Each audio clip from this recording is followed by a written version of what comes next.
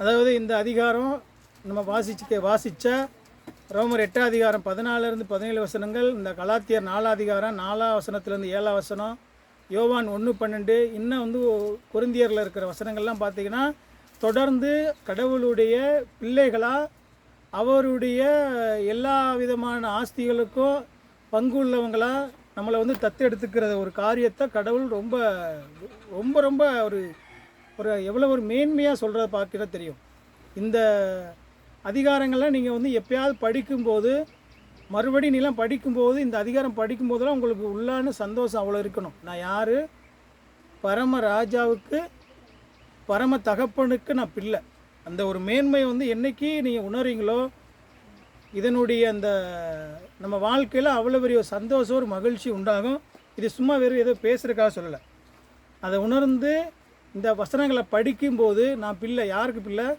இந்த உலகத்தையும் படைத்தவர்.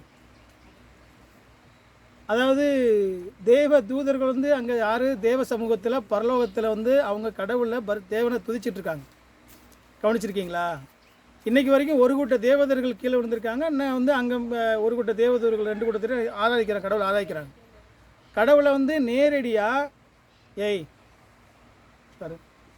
கடவுளை நேரடியாக யாருமே அவங்ககிட்ட அங்கே உட்காந்து இன்றைக்கி வரைக்கும் இரவும் பகலும் கடவுள் பரிசுத்தர் பரிசுத்தர் பரிசு துதிக்கிறாங்க.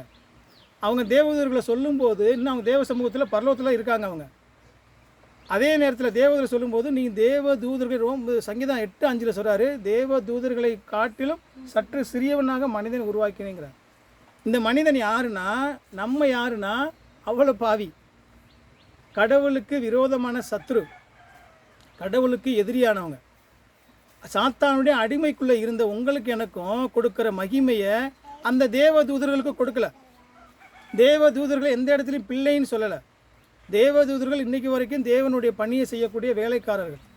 இப்போயுமே அவங்க நம்மளுக்கு அந்த சேவை செய்கிற சேவகர்கள் தான். ஆனால் தேவனுடைய பிள்ளைகள்ங்கிற ஒரு ஆசீர்வாதம் உங்களுக்கு எனக்கு மட்டும்தான். இந்த ஒரு உண்மையில் நீங்கள் சரியாக புரியலைன்னு சொல்லி யாருக்குமே கிடையாது. இன்றைக்கி வரைக்கும் அந்த ஒரு பாவமே செய்யாத பரிசுத்த தேவதூர்கள் பரலோகத்தில் என்ன அந்த தேவரோட ராஜ்யத்தை சோதிச்சுட்டு இருக்காங்க. ஆனால் அவங்களுக்கு கொடுக்காத மகிமையை பாவியாகி உங்களுக்கு எனக்கு கடவுள் அந்த ஒரு மகிமையை கொடுக்குறார். யார்? ஆண்டவராக இயேசு கிறிஸ்து மூலமாக ஆண்டவராக இயேசு கிறிஸ்துவை விசுவாசித்து தேவனுடைய நீதியை நம்ம விசுவாசிக்கிற நீங்கள் நானும், ஆண்டவராக இயேசு கிறிஸ்து விசுவாசத்தினால நம்ம ரட்சிக்கப்பட்ட நீங்கள் நானும் தேவனுடைய பிள்ளைகள், தேவனுடைய புத்திரர் அப்படிங்கிற ஒரு மிகப்பெரிய ஒரு ஸ்லாக்கியத்தை பரலோகத்தில் கொடுக்குறார். அப்போது இந்த ஒரு பூமியிலேயே கொடுக்குறார். இந்த மேன்மையை நம்ம உணரலைன்னு சொன்னால் இந்த ரட்சிப்பின் படிநிலைகளில் இன்றைக்கி நம்ம பார்க்க போகிறது இந்த புத்திர சுவிகாரம். அதாவது மகவேற்புன்னுவாங்க, தத்தெடுப்பு பிள்ளை, ஒருத்தர் தத்தெடுத்துக்கிற பிள்ளை. அப்படி தான் இதனுடைய சரியான அர்த்தம். அப்படியான ஒரு காரியத்தை தான் இன்றைக்கி இந்த புத்திர சுவிகாரத்தை குறித்து நம்ம இந்த நாளில் தியானிக்க போகிறோம். நம்ம வாசிக்க கேட்ட வசனங்கள் கூட அதனோட தொடர்புடைய வசனங்கள். அதனால் நம்ம ஜெபத்தோடு இந்த பகுதியை நம்ம தியானிக்கலாம், ஜெபிக்கலாம். அன்பும் கிருபையும் நிறைந்த நல்ல ஆண்டவரே, பரிசுத்தமுள்ள தேவனே, நீர் கொடுத்த இந்த நல்ல நாளுக்காகவும் நல்ல வேலைக்காக நன்றி செலுத்துகிறோம். ஆண்டவரே, இந்த நாளில் கூட உம்முடைய வார்த்தையை நாங்கள் தியானுக்கு வந்திருக்கிறோம். அதிலும் குறிப்பாக இந்த ஆர்டர் ஆஃப் சால்வேஸ் இல்லை ஆண்டவரே, நீர் எங்களை எப்படியாக புத்திர சுவிகாரராக எங்களை நீ அங்கீகரிக்கிறீர், எப்படியாக உம்முடைய சொந்த குமாரராக குமாரத்திகளாக எங்களை ஏற்றுக்கொண்டிருக்கிறீர், அதனுடைய மேன்மையும் அதனுடைய மகிமையும் ஆண்டவரே, அதனுடைய ஆண்டவரே ஆசீர்வாதத்தையும் கூட அதன் மூலமாக நாங்கள் அடைய போகிற மேலான ஆசீர்வாதத்தை கூட இந்த நாளிலே கூட நாங்கள் கற்றுக்கொள்ள எங்கள் ஒவ்வொருவருக்கும் கர்த்தராகிய ஆண்டவர் பரிசுத்தம் உள்ள கடவுள் எங்கள் ஒவ்வொருவருக்கும் போதிக்கும்படியாக நாங்கள் தாழ்மையோடு ஜெபிக்கிறோம். எங்களுடைய எல்லா விதமான சிந்தனைகளையும் நினைவுகளையும் அறிந்திருக்கிற கடவுள் இந்த வேத சத்தியத்தின் மூலமாக ஆண்டவரை இன்னுமாக உம்மை கிட்டி சேரி வரவும், நாங்கள் இன்னும் பரிசுத்தம் அடையவும், எங்களுக்கு இந்த நாளிலே உம்முடைய வார்த்தையினாலே எங்களை பரிசுத்தப்படுத்தவும் எங்களுக்கு புரிய வைக்க வேண்டுமாய் நாங்கள் தாழ்மையோடு ஜெபிக்கிறோம். நாங்கள் கூடி வந்திருக்கிற ஆண்டவரே, நாங்கள் வேறு வேறு நபர்களாக இருந்தாலும் எங்களுடைய சிந்தனைகளும் உணர்வுகளும் எண்ணங்களும் ஆண்டவரே எல்லாம் உம்முடைய சமூகத்திலே ஒருமித்து கூடியிருக்கவும், உலகத்தினுடைய எந்த விதமான ஆண்டவரே சிந்தனைகளும் நாங்கள் ஆட்கொள்ளாதபடிக்கு முழுவதுமாக முழு பலத்தோடு முழு ஆத்மாவோடு முழு இருதயத்தோடு உம்முடைய சமூகத்திலே நாங்கள் தியானிக்கவும் கூடியிருக்கவும் மகிமைப்படுத்தவும் எங்கள் ஒவ்வொருவருக்கு கிருபை கொடுங்க. தொடர்ந்து ஆசீர்வதிங்க. இந்த வசனத்தின் மூலமாக எங்கள் ஒருவரோடு பேசும்படியாக நாங்கள் தாழ்மையோடு ஜெபிக்கிறோம். எங்களுக்கு பரம போதகராக இருந்து அடியனை மறைத்து நீரே ஆண்டவரே எங்களுக்கு போதிக்கும்படியாக தாழ்மையோடு ஜெபிக்கிறேன். எல்லாவற்றையும் எங்கள் ஆண்டவராக இயேசுவின் நாமத்தினாலே இந்த ஜெப விண்ணப்பங்கள் இருக்கிற ஜெபங்கள் நல்ல பிதாவே, ஆமென். அதாவது கடவுள் கொடுக்குற இந்த ஆசீர்வாதத்தில் அவ்வளோ மிகப்பெரிய ஒரு மேலான ஒரு ஆசீர்வாதத்தை நம்மளுக்கு சொல்கிறார். சாத்தானுக்கு அடிமைகளாக இருந்த உங்களை என்னையும் கடவுளுடைய குடும்பத்தில் ஒரு அங்கத்தினவர்களாக, அவருடைய வீட்டில் ஒரு உரிமை சொத்து உள்ளவங்களா, பங்குதாரர்களாக, நம்மளை வந்து ஒரு பிள்ளைகளாக அவர் ஏற்றுக்கொள்ளுகிற ஒரு மேலான ஒரு முக்கியமான ஒரு காரியம்தான் இந்த மகவீர்ப்பு. அதாவது இப்போ எப்படி வரேன் நான், இது வரைக்கும் நான் வந்து கடவுள் என்ன சொல்கிறாரு, சத்துருங்கிறார். இது வரைக்கும் ஆரம்பத்தில் பிறக்கிற எந்த ஒரு மனிதனுமே கடவுளுக்கு முன்னாடி சத்துருவாக இருக்கிறான். அவன் சாத்தானுக்கு அடிமையாக இருக்கிறான், கடவுளுக்கு விரோதமாக இருக்கிறான். இதை சொல்லும்போது எனக்கு ஒரு இதே பகுதியில் ஒரு பரிசுத்தவான இந்த சம்பவத்தை விளக்கும் போது ஒரு கதை சொன்னார். ரொம்ப நல்லா இருந்தது, உங்களுக்கு சொன்னால் புரியும் நினைக்கிறேன். நம்ம எப்படி கடவுளுடைய பிள்ளையாக கடவுள் நம்மளை தெரிந்து கொண்டாருங்கிறத குறித்து சொல்லும்போது, வடகொரியாவில் பார்த்திங்கன்னா ஒரு விசுவாசி கடவுளுக்குள்ளே நல்லா ரசிக்கப்பட்ட ஒரு மனிதன். அவர் பார்த்திங்கன்னா இந்த மாதிரி கடவுளுடைய அன்பை அறிஞ்ச பின் ரசிக்கப்பட்டு அவருடைய கிராமங்களுக்கு பக்கத்தில் இருக்கவங்களுக்கெல்லாம் சுவிசேஷம் போய் சொல்கிறாரு. சுவிசேஷம் சொல்லும்போது அவருக்கு எதிர்ப்பு கிளம்புது. இப்போ நம்ம எப்படி இங்கே வர மாதிரி எதிர்ப்பு கிளம்புது. ஒரு நாளில் அவங்க கூட்டமாக எதிராளிகள்லாம் கூட்டமாக சேர்ந்து அவர் வீட்டெல்லாம் அடித்து நொறுக்குறாங்க. இவர் ஆள் இல்லை. அந்த நேரத்தில் அடித்து நொறுக்கி என்ன பண்ணுறாங்கன்னா, அந்த ஒரே ஒரு பையன் வீட்டில் இருக்காப்புல, அவருடைய பையன், உண்மையாக நடந்த சம்பவம், உண்மை சம்பவத்தை சொல்லிகிட்டு இருக்கேன். அந்த ஒரு பையனை என்ன பண்ணுறாரு, அடித்து அவரையுமே அடித்தே கொள்கிறாங்க. ரத்தம் சொட்ட அவரை அடித்து அங்கே எல்லாம் சேர்ந்து என்ன பண்ணுறாங்க, அந்த இடத்துல சாகடிக்கிறாங்க. அவர் சாகுறாரு. அப்போ எல்லா பேரும் என்ன பண்ணுறாங்கன்னா, அதுக்கடுத்து கேஸ் நடக்குது. அந்த கூட்டத்தை சேர்ந்தவங்களை கேஸ் போடுறாங்க. அதுக்கு யார் மூல காரணமாக செயல்பட்ட ஒரு வாலிபனை பிடிச்சி அவனுக்கு அவன் மேலே தான் முழு வழக்கையும் பதிந்து எல்லாருக்கும் தப்பிக்கப்பட்டால் இதுக்கெல்லாம் மூல காரணமாக வந்தால் மூளையாக செயல்பட்டான்னு சொல்லி அவன் மேலாம் அவனுக்கு அந்த குற்ற வழக்கு பதிஞ்சு விசாரணை நடக்கும்போது இந்த விசுவாசி போய் அவர் என்ன சொல்கிறாரு, கோர்ட்டில் இந்த பையனை நான் என்னுடைய எல்லா விதமான அந்த செஞ்ச தப்புலேருந்து நான் அவனுக்கு மன்னிப்பு கொடுக்குறேன். மன்னிப்பு கொடுத்து அவங்க யாரும் அந்த பையனை அடித்து கொண்டோடனே அவங்க சொந்த வீட்டில் அப்பா அம்மா கட்டி விட்டாங்க. அவங்க வீட்டில் யாரும் சேர்த்துக்கல. அவனை அந்த அந்த கொலை செஞ்ச பையனை யாரும் உலகத்தில் அந்த ஊர்லேயே அவனை ஏற்றுக்கிறல, எல்லோரும் விரோதமாக வச்சாங்க. அதனால் அவனால் எங்கேயும் வாழ முடியாத நிலையில் இருக்கிற சூழ்நிலையில், நிராகரித்த நிலையில் தான் இந்த மனுஷன் போய் அவனுக்கு பாவ மன்னிப்பு கொடுக்குறாரு. என்ன சொல்கிறாரு, இவனை நான் இந்த கேஸ்லேருந்து எல்லாம் வித்ட்ரா பண்ணிக்கிறேன். கேஸை வாங்கினது மாத்திரமில்ல, அவனை பிள்ளையாக வீட்டுக்கு கூட்டு வர்றார். அவனை தத்தெடுக்கிறார். தத்தெடுத்து அவனை சொந்த மகனாக வளர்த்து எல்லா விதமான பொறுப்புகளுக்கும் அவனை பையனாக நியமித்து இன்றைக்கி வரைக்கும் ஒரு முக்கியமான ஒரு மிகப்பெரிய ஊழியக்காரராக அவர் வளர்ந்ததாக சொல்லி அவர் எழுதுகிறார். இப்போ இதே நிலை தான் நீங்களும் நானும். கடவுளுக்கு முன்னாடி கடவுளை தூஷித்த, கடவுளுக்கு விரோதமாக இருந்த, கடவுளுடைய நாமத்துக்கு எவ்வளோ முடியுமோ அவ்வளோ துன்புறுத்தின நம்ம என்ன நினைக்கிறோன்னா, நம்ம எதுவுமே செய்யலைன்னு நினைக்கிறோம். கடவுளை, ஒரே கடவுளில் நம்ம வணங்காமல் இருக்கிறது. நம்மளுடைய சுபாவமே பார்த்திங்கன்னா, நம்மளுடைய சுபாவம் எப்படின்னு உங்களுக்கு தெரியும். ஒரு நிறையா தடவை சொல்லியிருக்கேன், ஒரு தடவை கேளுங்க. ஒரு புளியையும் ஒரு ஆடையும் வச்சிங்கன்னா 2 சாப்பாடு வைக்கிறோம். நல்லா ஃப்ரூட்ஸ் வெஜிடபிள்லாம் வச்சு ஒரு தட்டில் வைங்க. இன்னொரு தட்டில் ஒரு ஒரு ஆட்டோடைய தொடையை வச்சோம்னு சொன்னால் சிங்கத்துக்கு எதை போய் எடுக்கும், முதல்ல எவ்வளோ வெஜிடபிள் வச்சாலும் முதல்ல போய் அதை மறைச்சி வச்சாலுமே எதை போய் எடுக்கும், அதை மறைச்சி வச்சாலுமே இதை தான் போய் எடுக்கும். மாடு என்னென்னா, மாடு எப்போயுமே அந்த வெஜிடபிளில் சாப்பிடும், இல்லைன்னு சொன்னால் அந்த இலைதலைகளை சாப்பிடும். அது என்ன பண்ணாலும் அந்த கறியை சாப்பிடாது. அது அதனுடைய சுபாவம். இதே போல் தான் உங்களுடைய என்னுடைய சுபாவங்கிறது, பாவ இயல்பு உள்ளவங்க, பாவம் செய்கிறவங்க, கடவுளுக்கு விரோதமாக மாத்திரம்தான் செய்கிறவங்க. நம்மளால் கடவுளுக்கு நீதியாவோ, கடவுளுக்கு நன்மையாவோ, கடவுளுக்கு பிரியமாவோ நம்மளால் ஒரு ரசிக்கப்படாத ஒரு மனுஷனால் செயல்படவே முடியாது. அந்த நிலை தான். அந்த நிலையில் இருந்து கடவுளுக்கு எதிராளி நிலையில் இருந்து தான் உங்களை என்னையும் கடவுள் பாவ மன்னிப்பு கொடுத்ததோடு மாத்திரமல்ல, தன்னுடைய சொந்த குமாரனை அதுக்குண்டான தண்டனை அனுப்புனதோடு மாத்திரமல்ல, உங்களை என்னையும் அவருடைய சமூகத்தில் கூட்டி பிள்ளைகளாக சேர்த்துருக்கிறதா தான் நம்ம அந்த சிந்தனையோட இந்த ஒரு உண்மையை புரியணும். நான் பிள்ளைன்னு சொன்னோடனே சாதாரண பிள்ளை கிடையாது. எப்படி பிள்ளை, எந்த நிலையில் இருக்கிற நான் இந்த நிலையில் அவன் அடித்து அவனை சொந்த மகனை கொண்டவனுக்கு அவன் மேலே எவ்வளோ கோபம் இருக்கணும், எவ்வளோ வெறுப்பு இருக்கணும். அந்த நிலையில் இருக்கிற மனிதனுக்கு அவன் மகனாக ஒரு அங்கீகாரம் கொடுக்குற அந்த நிலையோட பல மடங்கு, பல ஆயிரம் கோடி மேலான ஒரு நிலையில் தான் உங்களையும் என்னையும் கடவுள் பிள்ளையாக தேர்ந்தெடுத்திருக்கிறார். இந்த உறவு வந்து பார்த்திங்கன்னா இன்றைக்கி இது யாருக்குமே கிடைக்காத, இந்த உலகத்தில் கிடைக்காத மேலான உறவு. நீங்கள் இந்த பிதாங்கிற உறவு வந்து பார்த்திங்கன்னா நீங்கள் பழைய ஏற்பாட்டிலலாம் படிச்சிங்கன்னா ரொம்ப கவனமாக படிக்கணும். எல்லா இடங்களையும் ஒரு இடத்துலையும் பிதாங்கிற இடத்தையும் நீ படிக்கவே முடியாது. ஏன்னா பழைய ஏற்பாட்டில் வந்து யூதர்கள் வந்து அவரை வந்து யெகோவான்னு சொல்லி பிதான்னு சொல்லி அழைக்க மாட்டாங்க. அவங்க அழைத்தாங்கன்னா அந்த இடத்துல அவங்களுக்கு வந்து மரணம், அவங்க சட்டப்படி அவங்க வந்து அழைக்க மாட்டாங்க. அவங்க பிதா நேரடியாக கூப்பிட முடியாது. அவங்க கர்த்தர் தான் அழைப்பாங்க, ஆண்டவர்னு கூப்பிடுவாங்க, அப்படி தான் அழைப்பாங்களுடைய யெகோவா தேவன் சொல்லி அந்த அதான் உங்களுக்கு கூட நம்ம ஒரு எல்லா இடத்துலையும் சொல்லுவாங்க. அது பழைய ஏற்பாட்டிலேருந்து எல்லா இடத்துலையும் எழுதுனாங்க. யூதர்கள் உச்சரிக்க அவங்க பயந்த நாமன்னு சொல்லி தான் அவங்க எழுதுவாங்க. எல்லா தலைப்புலையும் பார்த்தினா அவங்க எழுதும்போது யூதர்கள்லாம். ஆனால் அப்படிப்பட்ட அந்த பிதா பார்த்தீங்கன்னா அந்த பிதாவுடைய மகிமை நீங்கள் தெரிஞ்சிங்கன்னா இதில் 2 காரியம் புரிஞ்சுக்கணும். நான் பிதான்னு அப்பா பிதான்னு கூப்பிட பண்ணுகிற புத்திர சுவிகாரத்தின் ஆவி எனக்குள்ள கொடுத்துருக்குறேன். இந்த தேவனைத்தான் நீங்களானோ யாருக்கு எப்படி கூப்பிட்றோம்?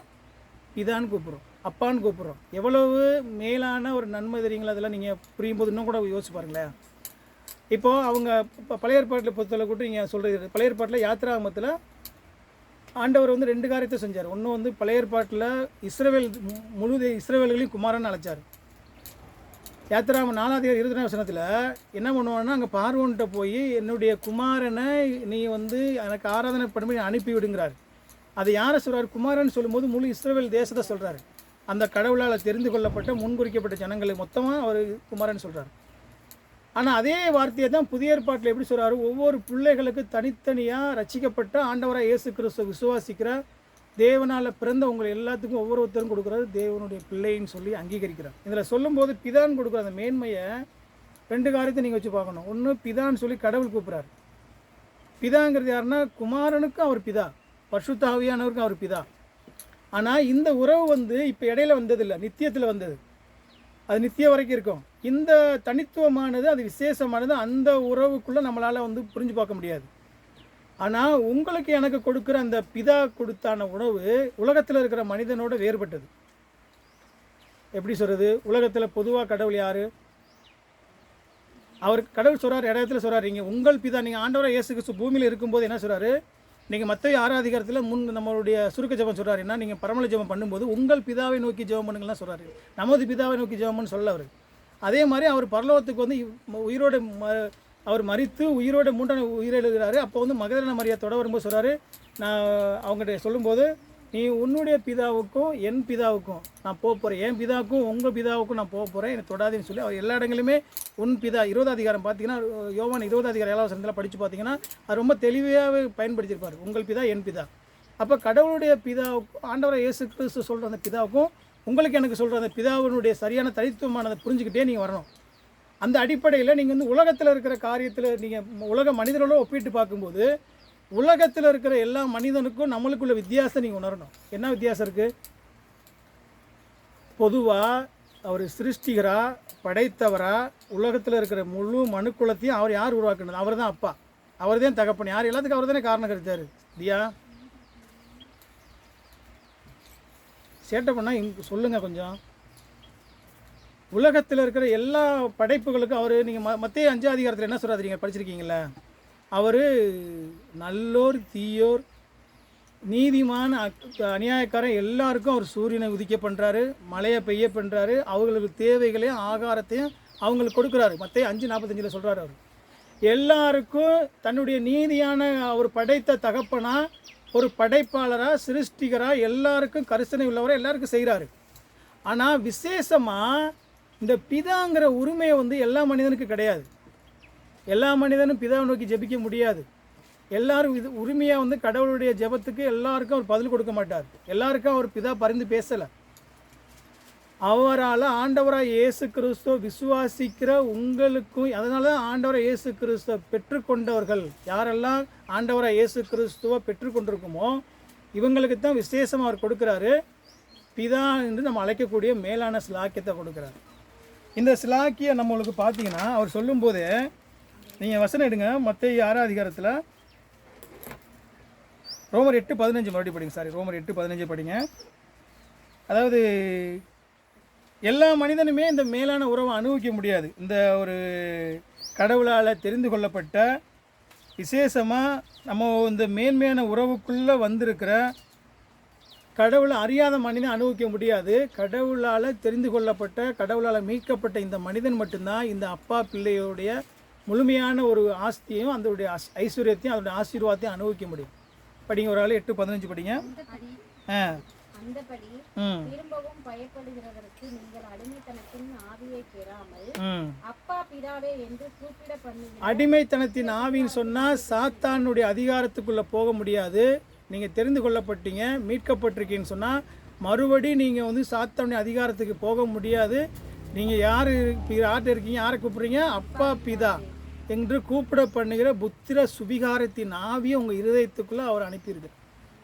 எவ்வளவு மேன்மையானது பார்த்தீங்கன்னா, உலகத்தில் சொல்கிற காரியத்தை நீங்கள் கவனிச்சிங்கன்னா, உலகத்தில் இருக்கிற எல்லா மனுஷன் நீங்கள் எங்கே போய் பேசினாலும் எல்லா மதங்களில் உள்ள மக்களையும் நீங்கள் சந்திச்சு பாருங்கள். எல்லா கடவுளும் ஒன்று தான், எல்லா தெய்வமும் ஒன்று தான், அதாவது அன்பே தெய்வம். இன்னொன்று பார்த்தீங்கன்னா, அவங்க சொல்லக்கூடிய காரியம், நம்ம வேணால் வணங்குற கடவுள் வேறு வேறு வழியில் வணங்குகிறோம், ஆனால் எல்லாரும் ஒரே கடவுள்கிட்ட தான் போய் சேர போகிறோம். எப்படி சொல்கிறாங்கன்னா, நாங்கள் வேறு வேறு வழிகளில் வேணால் நாங்கள் ஆராதனை செய்கிறோம், ஆனால் போக போகிற இடம் வந்து ஒரு இடம் தான், கடவுள்கிட்ட தான் போக போகிறோம். அதாவது அதில் சொல்ல வேண்டிய ஒன்று நீதியான நீதி தீர்ப்புக்கு தான் அவங்க வந்து நின்று தான் ஆகணும். ஆனால் அவங்க என்ன சொல்கிறாங்கன்னா, அவங்க பாதுகாக்கப்பட்டிருக்கேன், நான் சேஃபாக இருக்கேன், நான் வந்து உண்மையாகவே பரலோகம் போவின்னு சொல்கிற அந்த நினைப்போட ஒவ்வொரு ஆளும் நான் போகிற வழியை தேர்ந்தெடுக்கிறாங்க பாருங்கள். அந்த வழி கிடையாது. இப்போ என்ன சொல்கிறாங்கன்னா, நீங்கள் எல்லா மதங்கள்லையும் பேசுகிறது பார்த்தீங்கன்னா, அநேக வழிகள் இருக்குது கடவுளை சேர்கிறதுக்கு. நாங்கள் அந்த வழிகளில் கடவுளை வந்து சேர்றோம். எல்லாம் இது கிறிஸ்தவத்துலேயும் பல திருச்சபைகள், பல டினாமினேஷன் இருக்குது கிறிஸ்தவத்துலேயும். எல்லா மதங்கள்லையுமே பல விதமான போலியான கள்ள உபதேசங்கள் இருக்குது. ஆண்டவரை இயேசு கிறிஸ்துவ மறுதளிக்கிற நிறைய சபைகள் இருக்குது. ஆண்டவரை இயேசு கிறிஸ்து கடவுளே இல்லைன்னு சொல்கிற சபைகள் இருக்குது. ஆண்டவரை இயேசு கிறிஸ்து மாத்திரமே கடவுள்னு சொல்கிற சபைகள் இருக்குது.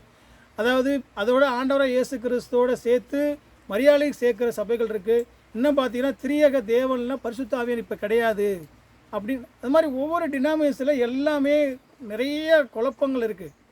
இப்போ இருக்கிற எல்லா திருச்சபைகளுமே நீங்கள் இந்த கடவுளை நோக்கி போக முடியாது. ஒன்று நீங்கள் வந்து ஒழுங்காக புரிஞ்சுக்கணும். அநேக இன்றைக்கி வழிகள், கடவுளை தேடக்கூடிய அநேக வழிகள் இருந்தாலும், கடவுளை அடையக்கூடிய எத்தனையோ வழிகள் உலகத்தில் மனிதர்களால் தெரிந்து கொள்ளப்பட்டாலும் அவனால் உருவாக்கப்பட்டிருந்தாலும், கடவுளை அடையக்கூடிய ஒரே வழி என்ன வழி? ஆண்டவராக இயேசு கிறிஸ்து மாத்திரம்தான். அந்த ஆண்டவர் சொல்கிறாரு, நானே வழியும் சத்தியமும் ஜீவனமாக இருக்கிறேன், என்னை இல்லாமல் ஒருவனும் பிதாவிடத்தில் வரான். அப்படின்னா அவங்க எப்படி பல வழிகளில் அந்த வழியில் வந்து நான் கடவுளை சென்றடைய முடியும்னு சொல்கிறாங்க? எப்படி வர முடியும்? எத்தனையோ வழிகள் இருக்குது, எல்லா வழியிலும் வந்து நான் கடவுள் சொல்கிறாரு, என்னை இல்லாமல் ஒரு மனிதன் பிதாவிடத்தில் வர முடியாது. அதனால தான் சொல்கிறாரு அப்போஸ்தலர் 4:12 இல்லை அப்போஸ்தலர் 4:12 என்ன சொல்கிறாரு? ரட்சிக்கப்படும்படி இந்த வானத்தின் கீழே சூரியனுக்கு கீழே ஆண்டவராக இயேசு கிறிஸ்துவுடைய நாமமே அல்லாமல் வேறொரு நாமம் இந்த முழு உலகத்தில் எங்கேயுமே கட்டளையிடப்படலை. ஆண்டவராக இயேசு கிறிஸ்துங்கிற நாமத்தினால மாத்திரம்தான் ஒரு மனிதனுக்கு ரட்சிப்பு. ஆண்டவராக இயேசு கிறிஸ்து இல்லாமல் எந்த மனிதன் ரட்சிக்கப்பட முடியாது. அப்போது இந்த வழிகள் எல்லாமே சொல்கிறாங்கன்னா, இப்போ இவங்க எப்படி பிதாவை அப்பாட்ட போய் சேரக்கூடிய பல வழிகளாக போய் சேர்ந்துருவோம், நாங்களும் கடவுளுடைய பிள்ளையாக இருக்கிறோம், நாங்களும் கடவுளால் மீட்கப்பட்டுருவோன்னு சொல்கிற அந்த மற்ற ஜனங்களுக்கு முன்னாக கடவுள் வைத்திருக்கிற ஒரே வழி ஆண்டவராக இயேசு கிறிஸ்துவ விசுவாசித்து அவரால் மாத்திரமே நித்திய ஜீவனை பெற்றுக்கொள்ள முடியும்னு சொல்லி வேதம் ரொம்ப தெளிவாக எல்லா இடங்களையும் பதிவு பண்ணாலும், இன்னமும் நிறைய திருச்சபைகளையும் இன்னமும் இன்றைக்கி நிறைய நம்மளுடைய திருச்சபைகளையும் ஆண்டவராக இயேசு கிறிஸ்துவ குறித்து பிரசங்கிக்காத எத்தனையோ திருச்சபைகள் இருக்குது. ஆண்டவராக இயேசு கிறிஸ்து பேரை பயன்படுத்த எத்தனையோ திருச்சபைகள் இருக்குது. நீங்கள் அந்த அவருடைய விசுவாசம் இல்லாமல் இன்றைக்கி எல்லா இடத்துலையும் என்ன சொல்கிறாங்க தெரியுங்களா? இன்னமும் நீங்கள் நம்மளுடைய காரியத்தை நல்லாவே நீங்கள் வந்து உணர்ந்து பார்த்தீங்கன்னா, எந்த வழிகளையாவது என்னுடைய முயற்சி, நான் சுய முயற்சின்னு சொல்லும்போது நம்ம ஒரு 1-2 காரியத்தை நினச்சிடக்கூடாது. ஒரு மனிதனுடைய முயற்சியுமே பார்த்தீங்கன்னா, எந்த ஒரு வழியில் கடவுளை கண்டடையக்கூடிய பல வழிகளை அவனே உருவாக்குறான். இப்போ நானே பார்த்தீங்கன்னா, இப்படிலாம் இருந்தால் கடவுள் என் மேலே பிரியா இருப்பான்னு சொல்லி நான் என்னத்தை நம்புகிறேன். கடவுள் எல்லா இடத்துலையுமே அவர் உன்னுடைய நீதியை குறித்து சொல்லும்போது, நீ அழுக்கான கந்தலாக இருக்குன்னு சொல்லும்போது, எப்போ எல்லாம் நான் அந்த முழுமையான வார்த்தைன்னு சொல்லும்போது முழுமையாக கிறிஸ்துவை சார்ந்து கொள்ளும்போது தான் அப்பழுக்கற்ற அந்த அவருடைய நீதி என் மேலே வைக்கப்படும். எப்போல்லாம் நான் சுயமுயற்சி, அதனால தான் பரிசேர் வேதவார்களை எல்லா இடத்துலையும் கடவுள் கடைஞ்சிக்கிட்டே இருந்தார். நான் கடவுளுக்கு முன்னாடி அவ்வளோ நான் நன்மை செஞ்சேன், அவ்வளோ நான் உண்மையாக விசுவாசம் இருந்தேன், உண்மையாக நான் காணிக்கை செலுத்தினேன் சொல்லி அவன் அன்றைக்கி பேசும்போது பரிசேயனுடைய ஜெபத்தை கடவுள் கேட்கல. ஆயக்காரனுடைய ஜெபத்துக்கு தான் கடவுள் இறங்கி சொன்னார். பாவியாக என்மேல் கிருபையார்னு அவன் கேட்ட அந்த ஒரே வார்த்தை தான் அவனுடைய முழுமையான கீழ்ப்படிதலையும் அவனுடைய வீழ்ந்து போன நிலையையும் அவனுடைய வீழ்ச்சியும் அவனுடைய பாவத்தையும் கடவுள் சமூகத்தில் கடவுளை ஒட்டி பார்க்க முடியாத அளவுக்கு தன்னை தாழ்த்துனுச்சு. இந்த நிலையில தான் இன்றைக்கி எல்லா மனிதனும் அப்படி நினைக்கிறதே இல்லை. இன்றைக்கி முழு உலகமும் எல்லாம் நினைக்குதுன்னா ஏதோ ஒரு முயற்சி, கடவுளுக்கு காணிக்க கொடுத்தா, கடவுளுக்கு கோயில் கட்டினா, கடவுளுக்கு எங்கேயாவது நான் ஒரு வெளி உலகத்தில் போய் கடவுளை ஏதோ ஒரு வழியில் திருப்தி செஞ்சுட்டா, எத்தனையோ முயற்சிகளே இன்றைக்கி பூரா இடங்களும் இதை தான் நடக்குது. கிறிஸ்துவத்துக்குள்ளேயும் வந்துருச்சு. கிறிஸ்தவத்துலேயும் அந்த முழுமையாக கிருபைன்னு சொல்லும்போது இந்த கிருபை என்ன வேறு எக்ஸ்ட்ரீம் கொண்டு போகிறது. கிருபைன்னா கிருபை கடவுள் கொடுத்துட்டாரு, என்ன வேணாலும் செஞ்சுக்கலாம். கடவுள் என்னை ரசித்துட்டாரு, நான் ரசிக்கப்பட்டேன், கடவுளுடைய கிருபை வந்தனால நான் என்ன வேணாலும் எப்படி வேணாலும் வாழலாம். இந்த அடுத்த எக்ஸ்ட்ரீம் போகிறாங்க. நீ இந்த ரெண்டு நிலைகள்லையுமே அவன் கடவுளை எந்த அளவுக்கு அதான் கடவுளால் நடத்தப்படுறவங்க. அது அந்த 8ஆம் அதிகாரம் 14 வசனம் படிங்க. அந்த அதிகாரத்தில் கடவுள் அதையும் சொல்கிறார். அப்பா பிதான் சொல்கிறதுக்கு முன்னாடி ரோமர் 8:14 சொல்கிறாரு. ரோமர் 8:14 படிங்க. யார் பரிசுத்த ஆவியினால் அனுதினமும் நடத்தப்படுகிறார்களோ, யார் என்னுடைய வாழ்க்கையில் என்னுடைய ஒவ்வொரு செயலையும் என்னுடைய நடைமுறை வாழ்க்கையில் யார் பரிசுத்த ஆவியானுடைய அந்த உந்துதல் படி அவருடைய வழிநடத்துதல் படி நடக்கிறார்களோ அவர்கள் தான் தேவனுடைய புத்திரராக இருக்கிறான்னு வேதம் சொல்லுது. அப்போ நான் என்ன வேணாலும் செஞ்சின்னு சொன்னால், எல்லாம் வேணாலும் செஞ்சுக்கிட்டு இருக்கேன்னு சொன்னால் அது எப்படி அவங்க பிள்ளையாக இருக்க முடியுங்கிறத நீங்கள் ஒவ்வொரு இடங்களையும் புரிஞ்சுட்டே வரணும்.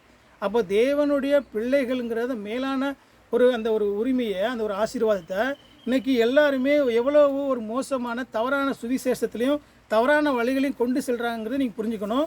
அதே நேரத்தில் அந்த கடவுளுடைய மேன்மையை குறித்து நீங்கள் உணரணும். ஆண்டவர் சொல்லும்போது அவர் சொல்கிறாரு, திரித்துவதோவில் நம்ம அந்த இதனுடைய விளைவை சொல்லும்போது, ஆண்டவரை இயேசு கிறிஸ்து விசுவாசித்து அவர்கிட்ட நிலைச்சிருக்கிற ஒவ்வொருக்கு மட்டும்தான் நித்திய ஜீவன். அதனால தான் அவருடைய அந்த பிள்ளைகளுடைய அந்த ஆசீர்வாதத்தை குறித்து எல்லா இடங்களையும் அவருக்கு முத்திரை போட்டதை குறித்துலாம் கடவுள் பேசுகிறார். இப்போ கடவுளுடைய நான் பிள்ளையாக இருக்கிறதுனால உள்ள ஆசீர்வாதங்களை நீங்கள் அப்படியே நினச்சிட்டே வாங்க. நான் கடவுளுடைய பிள்ளையாக இருக்கிறனால என்ன ஆகுது, என்னுடைய பாவம் மன்னிக்கப்பட்டது, எனக்குள்ளே யார் இருக்கா, பரிசுத்த ஆகிய கடவுள் எனக்குள்ளே இருக்கிறாரு, என்ன அவர் அனுதினமும் வழி நடத்துகிறாரு. அதோடு நீங்கள் கவனிச்சுட்டே வந்தீங்கன்னா அவர் யாரா, ஆவிக்குரிய சகல ஆசீர்வாதங்களுக்கும் நம்ம அது சொந்தக்காரங்களாக இருக்கிறோம். அவரை எப்படி கூப்பிட்றோம், அப்பா பிதான்னு கூப்பிடுற மேலான ஒரு ஆசீர்வாதத்துக்கு நம்ம சொந்தக்காரங்களாக இருக்கும். இன்றைக்கி இந்த வார்த்தையெல்லாம் நம்ம சொல்லி கூப்பிடும்போது ஜெபிக்கும்போது பிதான்னு சொல்லி என்றைக்குமே எந்த பழைய ஏற்பாட்டு ஒரு மனிதன் கூட ஜெபித்ததே கிடையாது. புதிய ஏற்பாட்டில் ஆண்டவராக இயேசு கிறிஸ்து வந்து தான் அந்த ஜெபத்தையே சொல்லிக் கொடுக்குறாரு. நீ உங்கள் பிதாவை நோக்கி எப்படி ஜெபிக்கணும்னு சொல்கிறார். பரமண்டல பரமபிதான்னு சொல்லி நீங்கள் ஜெபிங்கன்னே சொல்லிக் கொடுக்குறாரு. இந்த பிதாங்கிற வார்த்தையே நம்ம அன்றைக்கி பயன்படுத்துகிறார். ஆண்டவரை இயேசு கிறிஸ்து பூமியில் மனிதனாக வந்த பின்ன அவர் பயன்படுத்தினார். அதுக்கு பின்னாடி அவரால் விசுவாசிக்கப்பட்ட ஒவ்வொரு பிள்ளையும் உரிமையாக அப்பான்னு கூப்பிடக்கூடிய ஒரு மிகப்பெரிய உரிமை சொத்தை உங்களை என்னையும் வைத்திருக்கிறார். ஆமென். அப்படி தான் கடவுள் என்ன சொல்கிறாரு, மகிமையில் அவரோட நம்ம என்ன பண்ணுறோம், இந்த ரசிக்கப்பட்ட நீங்கள் நானும் கடவுளுடைய மகிமையில் அவரோட நித்தியமாக வாழ போகிற ஆசீர்வாதத்துக்குள்ளே பங்குள்ளவங்களாக இருக்கும். அவருடைய பிள்ளையாக இருக்கிறதுனால நம்ம என்ன சொல்கிறோம், நீதியை நேசிக்கிறோம். எப்படி என்ன பண்ணுறோம், தூய்மையாக நம்ம பரிசுத்தமாக வாழ ஆசைப்படுறோம். அவருடைய பிள்ளையாக இருக்கிறதுனால நம்ம உண்மையாகவே ஒரு ரசிக்கப்பட்டவங்களாக இருந்தால் உண்மையாக நம்ம நீதியை நேசிப்போம், நீதியான காரியங்களுக்கு முக்கியத்துவம் கொடுப்போம், பரிசுத்தமாக வாழ்வதற்கு நம்ம பிரயாசப்படுவோம். இந்தான காரியங்கள் இதெல்லாம் கடவுள் கொடுக்குற ஆசீர்வாதங்களை நம்மளுக்கு கடவுள் சொல்லிட்டே வராரு. இன்னும் பார்த்தீங்கன்னா, அதாவது அதை சொல்கிற பார்த்தீங்கன்னா, பிதாவினால பாதுகாக்கப்படுறோமா, அவருடைய பிள்ளையாக இருக்கிறதுனால. அவர் நீங்கள் இந்த வசனங்கள்லாம் ஒரு நிமிஷம் கொஞ்சம் நீங்கள் உணர்ந்து கவனித்து பாருங்கள். அவர் என்ன சொல்கிறாரு, அப்பா உங்களை விசாரிக்கிறவனபடியினால அவர் சொல்கிறாரு, அப்பா உங்களை விசாரிக்கிறவராக இருக்கிறபடினால உங்களுடைய கவலைகளையும் உங்களுடைய பிரச்சனைகளையும் யாரும் அவர் மேலே வச்சிருங்க. எப்படி வசனம் பார்த்தீங்களா, அந்த வசனம் நம்ம உணர்ந்து சொல்லியிருக்கோமா, அவரே அப்பா, என்னுடைய எல்லா பிரச்சனைக்கும் அவர், என்னுடைய எல்லா தீர்வுக்கும் அவர் தீர்வு சொல்லக்கூடிய நிலையில் இருக்கிறார். அவர் யார், பரம தகப்ப, முழு உலகத்தையும் படைத்தவர். என்ன சொல்கிறது, அது பூமியும் அதன் நிறைவும் கர்த்தருடையது. இந்த முழு உலகத்தின் நீதியாக நியாயம் தீர்க்க போகிறவர். ஆத்மாவை கொல்லுவதற்கு மாத்திரம் பயப்படாதங்க, ஆத்மாவையும் சரீரத்தையும் நரகத்தை மாத்திரம் கொள்ளுவதற்கு மாத்திரம் பயப்படாதீங்க, நான் சரீரத்தையும் ஆத்மாவையும் கொள்ளுவதற்கு பயப்படுங்கன்னு சொல்லி சொன்னார். அப்போ முழு உலகத்தின் என்ன மனிதனாக யாராக இருந்தாலும் நீதியாக அவர் சமூகத்தில் நின்று தான் அவங்க வந்து நம்ம வந்து அவர்கிட்ட வந்து நீதியான தீர்ப்பை பெறணும். அப்போ அவ்வளோ பெரிய எல்லா, அதாவது அவர் பரமராஜா, பரம ஐஸ்வர்யம் உள்ளவர், எல்லா பிரச்சனைகளும் தீர்வு செய்யக்கூடிய எல்லா ஒரு மேன்மையான வல்லமை உள்ளவர். அவர் என்னுடைய எல்லா தேவைகளுக்கும் ஐஸ்வர்யம் உள்ளவர். என்னை வந்து எந்த நிலையிலும் எவ்வளோ பெரிய மோசமான நிலையிலேருந்து மீட்டு கொள்ளக்கூடிய பரிசுத்தமுள்ள கடவுள். அப்போது அவர் என்ன சொல்கிறாரு, ஒரு ஆள் எடுங்க, பேதுரு எடுங்க, 1 பேதுரு 5:7 ஒரு ஆள் நீங்களே படிங்களேன். அவர் சொல்கிறாரு, நம்ம பிதாவினால் பாதுகாக்கப்படுற அந்த ஆசீர்வாதத்தை பாருங்களேன். நம்ம வந்து என்ன சொல்கிறோம், அப்பா பிதான்னு கூப்பிடுறோம், பரிசுத்தாவிய கடவுளால் நடத்தப்படுறோம், அவருடைய மகிமைக்குள்ளே பிரவேசிக்கக்கூடிய நித்தியம் வாழப்போகிற ஸ்லாக்கியத்தை பெற்றிருக்கோம். என்ன சொல்கிறாரு, அவரால் பாதுகாக்கப்படுறோன்னு சொல்கிறார். படிங்க. 1 பேதுரு 5:7 படிங்க.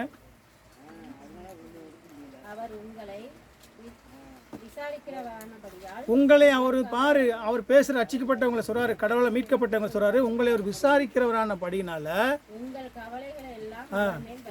உங்கள் கவலைகளை நம்ம எல்லாம் வச்சுருக்கோமா?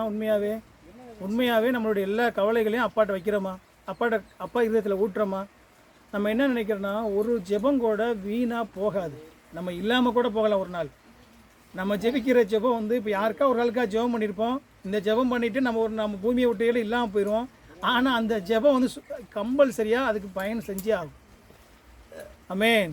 ஏன்னா அந்த ஒரு கடவுளுடைய சொல்லப்பட்ட அந்த வார்த்தைக்கு என்றைக்குமே அது வந்து சும்மா வெறுமையாக சொன்ன கர்த்தருடைய வார்த்தை என்றைக்கு வெறுமையாக போனதே இல்லை.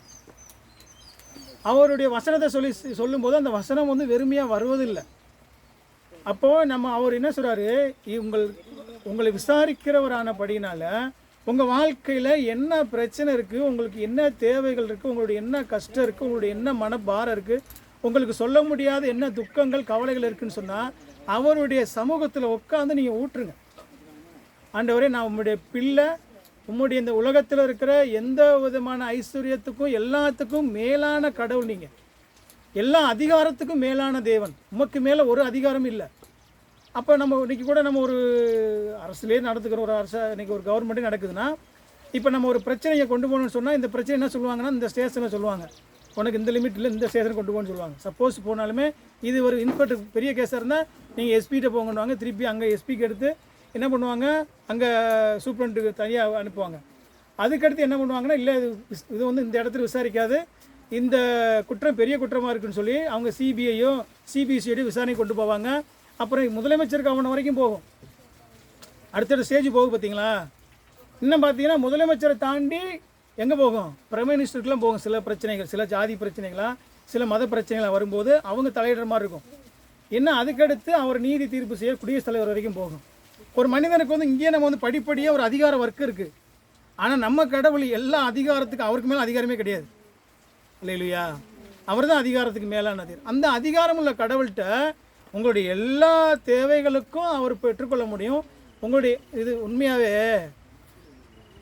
இது நம்ம வந்து உண்மையாக நம்ம பேசுகிறோம்ல. இப்போ நம்ம பிரசங்கம் பண்ணுறோம், கேட்குறோம். ஆனால் இது நம்ம நடைமுறை வாழ்க்கையிலேயே சாத்தியம் இல்லை.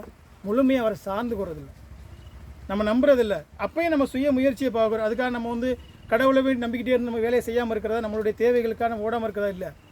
எதுவாக இருந்தாலும் அவர் சமூகத்தில் உட்காந்து எல்லாத்தையும் ஊட்டிட்டு அவர்கிட்ட அந்த அனுமதிக்காக தான் காத்துருக்கு. அதனால தான் அந்த வேத வாசிப்புலையும் ஜபத்துலையும் காலையில் ரொம்ப அனுதினமும் நம்ம காலையில் அதிகமாக செலவழிக்கணும்னு சொன்னால், எனக்கு ஒரு காரியம் சொன்னேன்னு சொன்னால் அந்த காரியத்தை வாய்க்க பண்ணுறதோ, அதனுடைய தடைகளை நீக்கி போடுறதோ, அது மற்றவருடைய கண்களை தயவு கிடைக்கிறதோ, எல்லாத்தையும் அனுகூலமாக மாற்றக்கூடிய கடவுள் வல்லமையுள்ள தேவன் நம்ம தேவன்.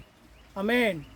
அப்போ நீங்கள் இந்த காரியம்லாம் நீங்கள் சிந்திச்சா தான் இப்போ அவருடைய தேவைகளுக்கெல்லாம் நம்ம அவர் சமூகம். அதனால தான் திருப்பி நம்ம சொல்கிறோன்னா, இது நடக்கலைனாலும் அவர், அதனால தான் திருப்பி சர்வ ஏகாதிபத்தியம்னு சொல்கிறோம். அவர் சர்வ ஏகாதிபத்தியம் உள்ள கடவுள். அவர் அந்த சித்தத்தின்படி அதை நடத்த தான் செய்கிறான்னு சொல்கிறோம். அப்போ அவர் சொல்கிற அந்த சரியான நீங்கள் இப்போது நம்ம பிள்ளைகளாக இருக்குது, பிள்ளைகளை வந்து பாதுகாப்பாக இங்கே இருக்குது. இப்போ இன்றைக்கி வந்து பிள்ளைகளை என்ன பண்ணுறாங்கன்னா, ஒரு வெளியில் ஒரு அனாதை ஆசிரமத்துலேருந்து வெளியே வர பிள்ளைகளை என்ன பண்ணுறாங்க, அதுக்கு யாருமே இல்லை, அப்பா அம்மா இல்லை, அதுகளுக்கு எந்த ஆதரவு இல்லாமல் இருக்கிற பிள்ளைய தன்னுடைய முயற்சியில் வாழணும். பாதுகாப்பாக வாழ்ந்துட முடியுமா? அதுக்கு எவ்வளோ ஆபத்துகள் இருக்கும். எத்தனை பேர் அதுக்கு வந்து நல்ல மனிதன்ட்ட சிக்கினான்னா அவன் நல்ல பிள்ளையாக வளர்த்து இருப்பான். இல்லைன்னா அவனுக்கு எத்தனை நிற்கும் போது கை காலை ஒடிச்சு கண்ணை நோண்டி பிச்சை எடுக்க வச்சு அதுக்கு மேலே வந்து சில சூழ்நிலையில் கொலை செய்யக்கூடிய நிலைகள் இன்றைக்கி எத்தனையோ நடக்குது. இப்போ பிள்ளைகளை திருடிட்டு போய் கண்ணுகள்லாம் நோண்டி எடுக்கிறாங்க, நோண்டி எடுத்து பிச்சை எடுக்க வைக்கிறாங்க. அப்போ அவர் சொல்கிறாரு, உங்களை வந்து நான் பாதுகாக்கிறேன். அவருடைய பிள்ளைங்கிற வந்தவொடனே உங்களுடைய எல்லா கவலைகளையும் அவர் மேலே வைங்க. வைக்கும்போது அவர் எல்லாவற்றையும் அவர் விசாரிக்கிறவராக இருக்கிறாரு. உங்களுடைய எல்லா கவலைகளுக்கும், உங்களுடைய எல்லா துன்பங்களுக்கும், உங்களுடைய எல்லா அழுகைக்கும், எல்லா கண்ணீருக்கும் அவர் தீர்வு சொல்கிற இடத்துல இருக்கிறான்னு சொல்கிறார். எவ்வளோ மேலான காரியம்! நம்ம என்ன குடும்ப உறவினர்கள் மட்டும் இல்லை, நம்ம கடவுளால் அவருடைய நம்ம ஒரு பிள்ளைய மாத்திரம் இல்லை, அவர் பிள்ளைங்கிற உறவு மாத்திரம் இல்லை, அவருடைய குடும்ப உறுப்பினர் மாத்திரம் இல்லை, கடவுளால் பாதுகாக்கப்படுறோம், கடவுளால் பராமரிக்கப்படுறோம். இந்த உண்மை உங்களுக்கு தெரிஞ்சிச்சுன்னா நீங்கள் எல்லா நேரங்களையும் கடவுள் சமூகத்தில் முழுமையாக சார்ந்து வாழ்வீங்க. நம்ம கடவுளை முழுமையாக சார்ந்து வாழ்கிற எல்லா இடங்களையும் உறுதியில்லை. நம்ம எல்லா இடங்களும் நிறைய இடங்களில் சுய முயற்சிகளுக்கும், சுய சக்திகளுக்கும், சுய வழிகளுக்கு நம்ம நிறைய இடம் கொடுக்கறதுனால கடவுள் செயல்பட முடியாத நிலைகள் சில இடங்கள் ஏற்படுது. முழுமையாக கடவுளை சார்ந்து வாழக்கூடிய ஒரு கிறிஸ்தவம் வந்து எந்த இடத்துலையும் தவி போனதாக இல்லை. அதான் என்ன சொல்கிறாங்கன்னா, நீதிமானே ஒருபோதும் தள்ளாட விட்டாதுங்கிறாங்க வார்த்தை. நீதிமானாக இருக்கிற நீதிமானம் என்ன? கடவுள் நீதியினால் நீதியை பெற்ற ஒரு பிள்ளை, ரட்சிக்கப்பட்ட ஒரு பிள்ளை, அவன் தள்ளாட வேண்டிய அவசியமே இருக்காது. உண்மையாக முழுமையாக கடவுளை சார்ந்து வாழும்போது, முழுமையாக எல்லாவற்றுக்கும் அவர் போதுமானவரை நீ அப்பான்னு சொல்லி, அவருக்கு மேலே அவரால் கொடுக்க முடியாத உலகத்தில் எதுவுமே கிடையாது. உனக்கு என்ன தேவை, எப்போ தேவை, எது தேவை, எப்போ கொடுக்கணும், எல்லாத்தையும் அவர் அறிந்தவர். நீங்கள் அதனால் அந்த ஒரு முழுமையான சிந்தனையோடு கடவுள் சமூகத்தில் அணுகும்போது, ஒரு சின்ன பிள்ளையாக இருக்கட்டும், சிறு குழந்தை இன்றைக்கி படிக்கிறவங்களாக இருக்கட்டும், படிப்பில் எனக்கு ஒரு சின்ன டவுட்டாக இருக்குது, எனக்கு புரியலைன்னா கூட நீங்கள் முழுமையாக அவர் சமூகத்தில் போய் கடவுள் சமூகத்தில் சொல்லி அவங்களாம் அந்த ஜெபிக்கக்கூடிய பழக்கத்தை நம்ம உருவாக்கி கொடுக்கணும் பிள்ளைகளுக்கு. இது ஜெபி உனக்கு சரியாயிரும் அப்படின்னு சொல்லி அந்த ஒரு எல்லாத்தையும் முழுமையாக கடவுளை சார்ந்து வாழக்கூடிய ஒரு நிலைக்கு பிள்ளைகளை கொண்டு வரணும். ஒரு தேவைகளுக்கும் கடவுள்கிட்ட கடவுளுக்கு கேட்டு தான் நான் வாங்கி கொடுப்பேன்னு சொல்லி அப்படி கொண்டு வரணும். இந்த மாதிரி ஒரு காரியத்துக்குள்ளே தான் நம்ம வரணும். இன்னொன்று பார்த்தீங்கன்னா, நம்ம ஒழுக்கம் உள்ளவர்களாக மாற்றப்படுறோமா? எப்படியா இருக்கும்? ஒழுக்கம் உள்ளவர்களா எப்படி வாழ்ற? சங்கீதம் 78 அதிகாரம் அன்றைக்கி அதெல்லாம் அந்த வாசிக்கலான்னு பார்த்தேன். அதாவது 78 சங்கீதம் எடுங்க, 32 33 படிங்க. 78 சங்கீதம் 32 வசனம் 33 வசனம் படிங்க. இவையெல்லாம் நடந்தும் அவர் செய்த அதிசயங்களை அவர்கள் நம்பாமல் பின்னும் பாவம் செய்தார்கள். ஆதலால் அவர்கள் நாட்களை அவங்க பார்த்தீங்கன்னா கடவுள் எத்தனை சொல்லி கூட அவங்க கேட்கவே இல்லை, மறுபடியும் பாவம் செஞ்சாங்க. ஆனாலும் அவங்களுக்கு எவ்வளோ இரக்கம் பாராட்டி படிங்க. ஆதலால் அவர்கள் நாட்களை விருதாவிலும் அவர்கள் வருஷங்களை பயங்கரத்திலும் கழிய பண்ணினார். அடுத்து 33 வரைக்கும் படிங்க. 38 படிங்க. அவரோ அவர்களை அழிக்காமல் பாருங்க, என்னென்னமோ பண்ணாங்க, கடவுள் வார்த்தையை முரட்டனம் பண்ணாங்க, கீழ்ப்படியும் போனாம, ஆனாலும் கடவுள் அவங்களை அழிக்காமல் இரக்கமுள்ளவராய் அவர் அக்கிரமத்தை மன்னித்தார். அதே தான் உங்கள் வாழ்க்கையிலும் என் வாழ்க்கையிலையும் இன்னைக்கும் தொடர்ந்து இந்த நிமிஷத்தில் ஆண்டவராக இயேசு கிறிஸ்து உங்களுக்காக எனக்காக பிதாட்ட பரிந்து பேசலைன்னு சொன்னால் நீங்களும் நானும் என்ன நிலைமையில் இருக்கும் தெரியுங்களா? நம்ம செய்கிற ஒவ்வொரு பாவத்துக்காகவும் இன்னும் பிரதான ஆசாரியராக பிதாவுடைய வலது பார்சத்தில் இருந்து உங்களுக்காக எனக்காக இப்போதும் தொடர்ந்து பரிந்து பேசி கொண்டு இருக்கிறார். ஆமென். அவர் இந்த நிமிஷத்தில் பரிந்து பேசுகிற ஜெபத்தை அவர் நிறுத்தினாருன்னா நீங்கள் நானும் பரலோகம் போக முடியும். எவ்வளவு காரியம்! நீங்கள் பிள்ளைன்னு வரும்போது யாருக்கு பரிந்து பேசுகிறாரு? அவருடைய பிள்ளைகளாகி உங்களுக்கு எனக்கு எல்லா மனுஷனும் கிடையாது, எல்லா மக்களுக்கும் கிடையாது, எல்லாருக்கும் அவர் பரிந்து பேசலை. ஆண்டவராக இயேசு கிறிஸ்துவினால் மீட்கப்பட்ட, அவருடைய பரிசுத்த இரத்தத்தினால் கழுவப்பட்ட, ஆண்டவராக இயேசு கிறிஸ்துவினால் தெரிந்து கொள்ளப்பட்ட, மீட்கப்பட்ட, மறுபடியும் பிறந்த உங்களுக்காக எனக்காக, நீதிமானன்னு தீர்க்கப்பட்ட உங்களுக்கு எனக்காக கடவுள் இந்த நிமிஷம் முதற்கொண்டு பிதாவிட்ட பரிந்து பேசிக்கொண்டே இருக்கிறார். அதனால தான் நீங்கள் நம்ம ஏன் இந்த பூமியில் பாவம் செய்கிறோம், பாவம் ஏன் செய்ய முடியல, நம்ம பாவத்தில் தான் வாழ்கிறேனே சொல்கிறோம். இந்த நிமிஷமும் நம்ம பாவம் செய்கிறோம். நான் பிரசங்கிக்கிற இந்த நிமிஷத்துலேயே எனக்குள்ளே பாவம் இருக்குது. அப்போ எல்லா மனிதனுடைய நிலையும் இந்த நிலையில் இருக்கும்போது இந்த நிமிஷத்தில் கடவுள் இந்த ஜெபத்தை பரிந்து பேசுகிற ஜெபத்தை நிறுத்தினாருன்னு சொன்னால், ஏன் அவர் பரிசுத்தம் உள்ளவரா? எல்லாருடைய பரிகார பலியை அவர் செஞ்சு முடித்ததுனால அவருடைய ஜெபத்துக்கு பிதா இன்ன வரைக்கும் பதில் கொடுத்துக்கிட்டே இருக்கிறார். அவருடைய எல்லா நாமத்துக்கும் மேலான நாமத்தை உயர்த்தியிருக்கிறார். அவருக்கு எல்லா அதிகாரமும் கொடுத்துருக்கிறார். நீதியாக நியாயம் விசாரிக்க போகிற முழுமையான நீதி விசாரணையை அவர்கிட்ட தான் கொடுத்துருக்கிறார். அந்த கடவுள் உங்களுக்கு எனக்காக தொடர்ந்து பிதாட்ட பரிந்து பேசி கொண்டு இருக்கிறார். எவ்வளோ மேலான ஒரு பிள்ளையாக ரட்சிக்கப்பட்டவங்களா நம்ம பாதுகாக்கப்பட்டிருக்கோம், பரிசுத்தாவில் நடத்தப்படுறோம், அவருடைய அப்பா பிதான் கூப்பிட்றோம், மகிமையில் எவ்வளோ சிலாக்கியத்தை அனுபவிக்க போகிறோம், பாதுகாக்கப்படுறது மாத்திரமல்ல, எல்லா கவலைகளுக்கு தீர்வு சொல்கிறது மாத்திரமல்ல, இந்த நிமிஷம் முதற்கொண்டு நம்மளுடைய பாவங்களுக்கெல்லாம் இரக்கங்களுக்கெல்லாம் அவர் தொடர்ந்து உடனே பனிஷ் பண்ணாமல் அதுக்கெல்லாம் இரக்கங்களுக்கும் மன்னிப்பு கொடுத்துக்கிட்டே இருக்கிறார். அதான் மிகப்பெரிய ஒரு நம்ம பிள்ளைகளை பெற்ற உங்களுக்கு எனக்கு கொடுக்குற மிகப்பெரிய ஸ்லாக்கியம். மற்ற மனிதனுக்கெல்லாம் கிடையாது. நீடிய ஒரு பொறுமையை கொடுக்குறதோடு மாத்திரமில்லை, நமக்கு இன்றைக்கு தொடர்ந்து ஒரு இன்றைக்கி நிறைய பேர் பார்த்திங்கன்னா தாய் தகப்பனை குறித்தும் வளர்க்குறோம். பிள்ளைகளை எவ்வளோ கரிசனையோடு வளர்க்குறாங்க, பொறுமையை வளர்க்குறாங்க. எத்தனையோ பிள்ளையை வளர்ந்த பின்னாடியே பெரிய ஆளை பின்னாடி ஒரு வாலி வயசுக்கு முன்னாடி எவ்வளோ எதிர்த்து நின்று முரட்டாட்டம் பண்ணி தாய் தகப்பனு கீழ்ப்படியாமல் தாய் தகப்பனோட எதிர்த்து நின்று சண்டை போட்டு அவங்களோட விரோதம் பாராட்டி நீ யார் நான் யாருன்னு போகக்கூடிய நிலையை நம்ம பார்த்துட்ருக்கோம்.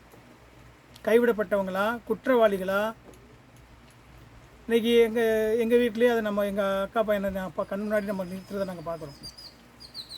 எத்தனையோ காரியங்கள் இன்னும் பிள்ளைகளை மனம் திருந்தாமல் எத்தனையோ மீறி போகிறத பார்க்குறோம்.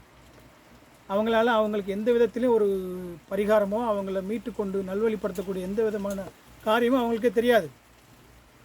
ஆனால் பிதான் அப்படி கிடையாது. எப்பெல்லாம் நம்ம மீறி நடக்கிறோமோ, எப்பெல்லாம் வீழ்ந்து போகிறோமோ, எப்பெல்லாம் நம்ம கடவுளுக்கு விரோதமாக செயல்பட்டு போதும் கூட கடவுள் அவங்க பாருங்கள், அன்றைக்கி கிட்டத்தட்ட எத்தனை தடவை இந்த வணங்கா காலத்துள்ள ஜனங்கள் எத்தனையோ தடவை நான் சொல்லியும் கூட கிட்டத்தட்ட ஒரு அந்த இடத்துல 60 தடவைக்கு மேலே அவங்க ஒரே இடத்துல 60 தடவைக்கு மேலே மறுபடியும் பாவம் செய்கிறாங்கன்னு சொல்கிறாங்க. ஒவ்வொரு தடவையும் ஒவ்வொரு இடத்துலையும். நீங்கள் இந்த நியாயதி புஸ்தகம்லாம் எடுத்து படிச்சிங்கன்னு சொன்னால் அழகாக நம்ம நீங்கள் அந்த புஸ்தகம் படிச்சிருக்கீங்களா?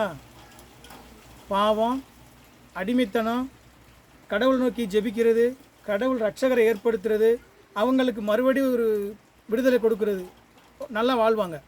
மறுபடியும் கடவுளை மீறி பாவம், மறுபடியும் அடிமைத்தனத்தில் போகிறாங்க, மறுபடியும் கடவுள் ரட்சகர் அவங்களுக்கு கடவுள் நோக்கி ஜெபிக்க கதறாங்க, மறுபடியும் ஒரு ரட்சகரை ஏற்படுத்தி விடுதலை கொடுக்குறாரு, நல்லா வாழ்கிறாங்க, மறுபடியும் பாவம். நீங்கள் அந்த அதிகாரம் முழுவதும் படிச்சுட்டே வாங்க, இதுதான் நடந்துகிட்டே இருக்கும்.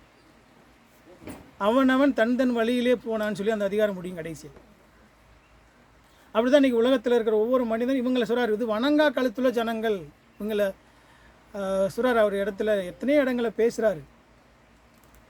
அந்த வார்த்தைகள்லாம் ரொம்ப கடினமாக இருக்கும். அந்த வார்த்தைகள்லாம் அப்படிப்பட்ட மோசமான நிலையில் நம்மளை விட்டுறல. அப்படியே நம்மளை என்ன பண்ணுறாரு, பிள்ளைகளாக இருக்கிறதுனால மறுபடியும் நம்மளை கொண்டாந்து திருப்பி நம்மளை மறுபடியும் மன்னித்து நம்மளுக்காக தொடர்ந்து பாவ மன்னிப்புக்காக நம்ம ஜெபித்து நம்மளை நித்தியம் வரைக்கும் அவர் கொண்டு போகிறதுக்குண்டான எல்லா வழிகளையும் கடவுளே செஞ்சு கொண்டு இருக்கிறார். ஆமென். எவ்வளோ ஒரு மேன்மை பார்த்தீங்களா? எடுங்க ஒரு ஆள் 8ஆம் அதிகாரம் எடுங்க. அவர் அது வசனத்தை 8ஆம் அதிகாரம் 16 17 படிங்க.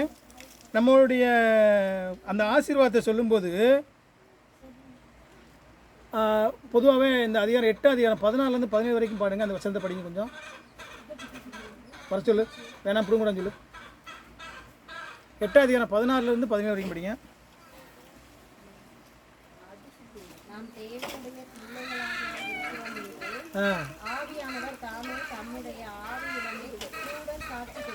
ஆவின்னு கூட சாட்சி கொடுக்கிறார். பிள்ளைகளானால் பாருங்க, நம்ம பிள்ளைகளானால் சுதந்திரம் அவருடைய உரிமை சொத்து எல்லாத்துக்கும் நம்ம சுதந்திரமாகிறோம். தேவனுடைய சுதந்திரமும் கிறிஸ்துவுக்கு உடன் சுதந்திரம். ஆமே. புரியுதா உங்களுக்கு? இப்போ இது எல்லாம் பாருங்க, எப்படி நம்ம கடவுளால் ஆசீர்வாதத்தெல்லாம் நீங்கள் சொல்லிட்டு வராரு. பரிசுத்தாவி அப்பா பிதான் கூப்பிட்றோம், பரிசுத்தாவினால் நடத்தப்படுறோம், அவருடைய நம்ம மகிமைக்கு நம்ம சொந்தக்காரங்களாக இருக்கிறோம், பாதுகாக்கப்படுறோம், நம்ம கடன் தொடர்ந்து இன்றைக்கி வரைக்கும் பாவம் மன்னிக்கப்பட்டு கொண்டு இருக்கிறோம், அவருடைய சுதந்திரத்துக்கு பங்குள்ளவங்களாக இருக்கிறோம். எப்படி? உடன் சுதந்திரம், கிறிஸ்துவுக்கு இருக்கிற உடன் சுதந்திரமாக. இப்போது நம்ம எங்கள் அப்பா இருக்காருன்னா, அப்பா அம்மா இருக்காங்கன்னா, அவங்க அப்பா அம்மா காலத்துக்கு பின்னாடி அப்பா அம்மாவுடைய சொத்துக்கு நான் உரிமையாக அன்றைக்கி நான் இருக்கிற வரைக்கும் நான் உரிமையாக தான் இருக்கிறேன். வாழும்போதும் அவங்களுக்கு பின்னாடி எனக்கு தான் அந்த உரிமை சொத்துக்கு நான் பங்குதாரனை மாறுறேன். அது நான் சொல்லாமல் எனக்கு கிடைக்கும். அது இப்போ அதே போல் நான் கடவுளுடைய பிள்ளையாக மாறும்போது கடவுளுடைய எல்லா விதமான ஆஸ்திகளுக்கும் எல்லா சுதந்திரத்துக்கும் நான் பங்குள்ளவனாக மாறுறேன். இது புரிஞ்சிருக்கா உங்களுக்கு? அது புரியுதா? இது என்ன வார்த்தை நம்ம பேசுகிறோம்? என்ன வார்த்தை புரியுதா? கடவுளுடைய எல்லா சுதந்திரம், கடவுளுடைய சுதந்திரம் என்ன? முழு உலகமும் அவருடைய உலகம், முழு படைப்பு அவர். அந்த அப்பாவுக்கு கடவுள் எல்லாத்தையுமே மனிதனை படைக்கும் போது பிள்ளைலாம் சொல்லலை. எல்லாரும் பிள்ளை கிடையாது. எல்லாரும் அவரை அப்பான்னு கூப்பிட முடியாது. அதாவது அவர் படைப்பாளராக சிருஷ்டிகராக படைத்தவராக தான் பார்க்க முடியும். அப்படி சொல்லும்போது நம்ம வந்து பொதுவான தகப்பனை பார்க்கலாம். பொதுவான தகப்பனா எல்லா மனிதனுக்கும் எல்லா ஜீவராசிகளுக்கும் தன்னுடைய ஸ்தானத்திலிருந்து அவர்களுக்கு தேவைகளையும் அவங்களுக்கு உண்டான ஜீவனையும் கொடுத்துக்கிட்டு இருக்கார். அதில் அவர் மாற்றம் இல்லை. ஆனால் சிறப்பாக ஆண்டவராக இயேசு கிறிஸ்துனால மீட்கப்பட்டவர்களுக்கு மாத்திரம்தான் இந்த பிள்ளைங்கிற உரிமை சொத்து. இது எந்த தேவதூதர்களுக்கும் கிடையாது, எந்த வேறு மனிதருக்கு கிடையாது, வேறு ரசிக்கப்படாத உலகத்துக்கு கிடையாது, எல்லா மனிதருக்கும் கிடையாது. உங்களுக்கும் எனக்கும் மட்டும்தாங்கிறத நீங்கள் ரொம்ப தெளிவாக ஆழமாக இருதயத்தில் பதியணும். நான் எவ்வளவு மேன்மைக்கு சொந்தக்காரன், எல்லாமே முழுமையாக நம்ம பரதேசியே கிடையாது, கிறிஸ்துக்குள்ளே மிகப்பெரிய ஐஸ்வர்யம் நான். ஆமென். நம்ம தான் உலகத்தோட பரதேசியாக ரொம்ப திக்கற்றவனா, ரொம்ப ஏதோ நம்ம தரித்திரனா நம்ம வாழ நினைக்கிறோம், இப்போ காமிக்கிறோம். ஆனால் நீங்கள் இந்த புஸ்தகம்லாம் படித்து பாருங்களேன். எபேசியராக இருக்கட்டும், பிலிப்பியர்லாம் பார்த்தீங்கன்னா நீங்கள் கிறிஸ்துக்குள்ளே எவ்வளவு மேலான ஐஸ்வர்யவான்னு சொல்லி பார்க்கணும். எவ்வளவு நீங்கள் பணக்காரன்னு சொல்லி, கிறிஸ்துக்குள்ளே நீங்கள் எவ்வளோ ஐஸ்வர்யவான்னு சொல்லி போட்டிருக்கோம். அதெல்லாம் நீங்கள் பார்த்தீங்கன்னா அப்படியே அந்த உங்களுக்கு வச்சிருக்கிற நம்ம கிறிஸ்துக்குள்ளே எவ்வளோ சந்தோஷம் உள்ளவர்களா அவர் எழுதாரு. பிலிப்பியர்களே எழுதும்போது பவுல் அப்படி தான் எழுதுறாரு. கிறிஸ்துவுக்குள்ளே நீங்கள் எவ்வளோ பெரிய ஐஸ்வர்யவான் தெரியுமா? நீங்கள் நானும் எவ்வளவு மேன்மையானவங்க, எவ்வளவு ஐஸ்வர்யவான்.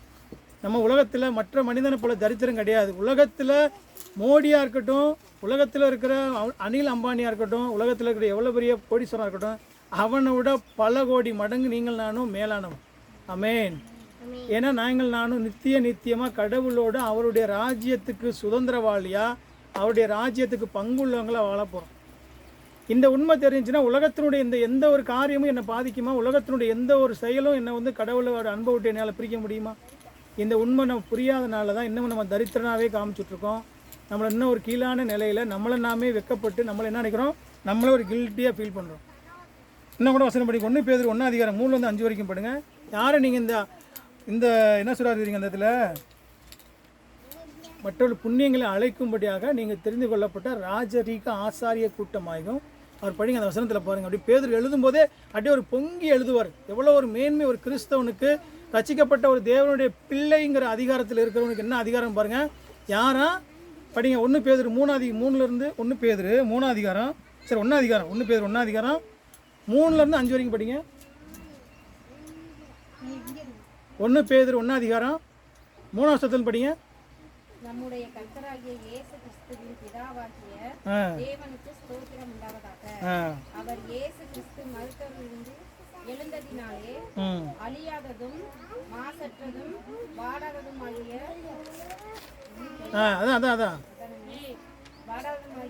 சுதந்திரத்திற்கு ஏதுவாக ஜீவனுள்ள பிரணீதா உட்காரு, கீழே உட்காருங்க, தனித்தில் உட்காருங்க. ஜீவனுள்ள நம்பிக்கை உண்டாகும்படி தமது மிகுந்த இரக்கத்தின்படியே நம்மை மறுபடியும் ஜெனிப்பித்தார்.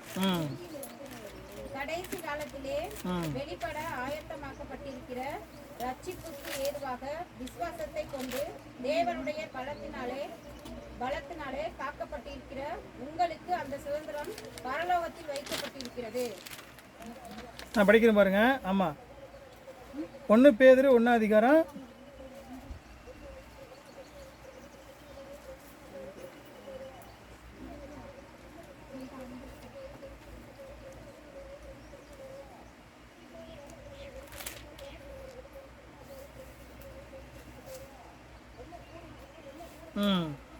1 பேதுரு 2 அதிகாரம் எடுத்துக்கோங்க. 2 அதிகாரம் 9 வசனம் பாருங்கள். நீங்களோ உங்களை அந்தகாரத்தினின்று தம்முடைய ஆச்சரியமான ஒளியிடத்திற்கு வரவழைத்தருடைய புண்ணியங்களை அறிவிக்கும்படிக்கு தெரிந்து கொள்ளப்பட்ட சந்ததியாயும் ராஜரீகமான ஆசாரிய கூட்டமாயும் பரிசுத்த ஜாதியாயும் அவருக்கு சொந்த ஜனமாயும் இருக்கிறீர்கள். அதாவது அவர் இந்த சொல்கிற பாருங்கள், எவ்வளவு ஒரு மேலான காரியம். அதோட அந்த அதிகாரத்தோடு அந்த வசனத்தோடு கவனிச்சு படித்து பாருங்கள். இயேசுக்கு 4 வசனம் 1 அதிகாரம் 1 வசனத்தில் 1 அதிகாரத்தில் 4 வசனம் பாருங்கள். 1 பேதுரு 1 அதிகாரம் 4 வசனம் பாருங்கள். அவர் இயேசுவில் மரித்து எழுந்ததினாலே அழியாததும் மாசற்றதும் வாடாதுமாகிய சுதந்திரக்கு ஏதுவாக ஜீவனுள்ள நம்பிக்கை உண்டாகும்படி தமது மிகுந்த இரக்கத்தில் நம்மை மறுபடியும் ஜெனிப்பித்தார். கடைசி காலத்தில் வெளிப்பட ஆயத்தமாக்கப்பட்டிருக்கிற ரட்சிப்புக்கு ஏதுவாக விசுவாசத்தை கொண்டு தேவனுடைய பலத்தினாலே காக்கப்பட்டிருக்கிற சுதந்திரம் பாருங்கள். விசுவாசத்தினால தேவனுடைய நம்மளால் காக்கப்படலையாம். புரியுதா உங்களுக்கு? இந்த பாதுகாப்பு இன்னைக்கு வரைக்கும் நம்மளால் பாதுகாக்கப்படலை. தேவனுடைய பலத்தினாலே காக்கப்பட்டிருக்கிற உங்களுக்கு அந்த சுதந்திரம் பரலோகத்தில் வைக்கப்பட்டிருக்கிறது.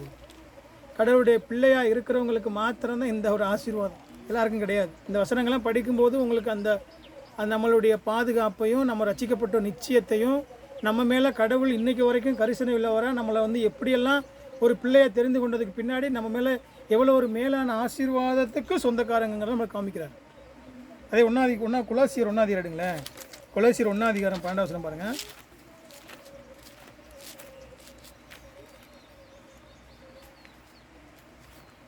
கொலோசியர் 1 அதிகாரம் 12 வசனம்.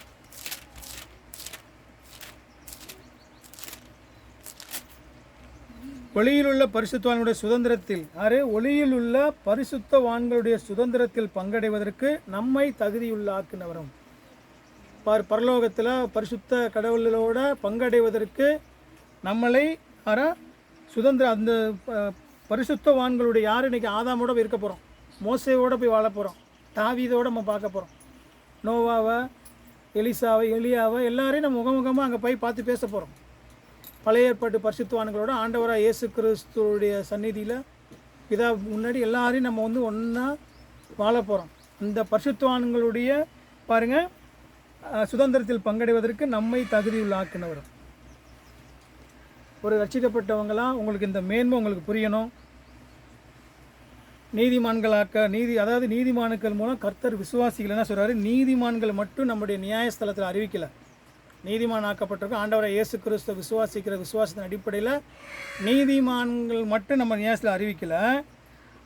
அந்த ஆண்டவரை இயேசு கிறிஸ்துவ பூரண மீட்பை பெற்ற உங்களும் என்னை அவர் என்ன சொல்கிறாரு, நம்மளுடைய பாவங்களுக்கெல்லாம் முழுமையான விலைக்கரையும் செலுத்தப்பட்டுச்சு, மீட்கப்பட்டிருக்கோம். மீட்கப்பட்டதோடு மாத்திரமல்ல, கடவுள் என்ன சொல்கிறாரு, அவருடைய நியாயஸ்தலத்தில் வச்சு நமக்கு ஒரு புதிய ஸ்தானத்தை கொடுக்குறாரு. எங்கே நம்ம குற்றவாளியாக இருந்தோம், பாவத்தில் இருந்தோம், அவருடைய மீட்பினுடைய அந்த மிகப்பெரிய ஒரு விலக்கரியத்தினாலே அவருடைய பரிசுத்த ரத்தத்தினால் நம்மளை கொடுத்த மீட்டு நீதிமான் மாத்திரம் இல்லை, அவருடைய நியாயஸ்தலத்திலேருந்து நம்மளை எப்படி கூப்பிட்றாரு, அவர் சொல்கிறாரு, நீ என்னுடைய பிள்ளை, நீ என்னுடைய மகனே, என்னுடைய மகளேன்னு சொல்லி அவர் அழைக்கிற அந்த அவருடைய நம்மளை போகும்போது எப்படி அழைக்கிறார், என்னுடைய மகளே, என்னுடைய மகனே வா. உண்மையாகவே இதுடைய காரியம். இப்போது சொல்கிறார், நீங்கள் ஏற்கனவே வந்து எனக்கு குற்றவாளியாக இருந்தீங்க, எனக்கு விரோதமாக இருந்தீங்கலாம் விட்டுட்டு கடவுளோட சமாதானம் நீதிமான்கள் ஆக்கும்போது கடவுளோட சமாதானம் ஆகிட்டோம். அந்த பிதாவோட நம்ம வந்து இப்போ சமாதானமாக இருக்கோம். யார் ஆளானா ஏண்டவரை இயேசு கிறிஸ்து மூலமாக சமாதானம் பெற்ற நீங்களும் என்னையும் உங்களையும் கடவுள் எப்படி கூப்பிட்றாரு, பிள்ளைகளே வாங்க, குமாரரே குமாரத்திகளே நீங்கள் வாங்கன்னு சொல்லி நித்தியத்தில் நம்மளை வரவேற்க ஆயத்தமாக இருக்கிறோம். இதோட என்ன வரையும் நம்மளுக்கு இந்த உலகத்தில் மிகப்பெரிய ஒரு மேன்மை வேணும்னு நம்ம நினைக்கிறோம்.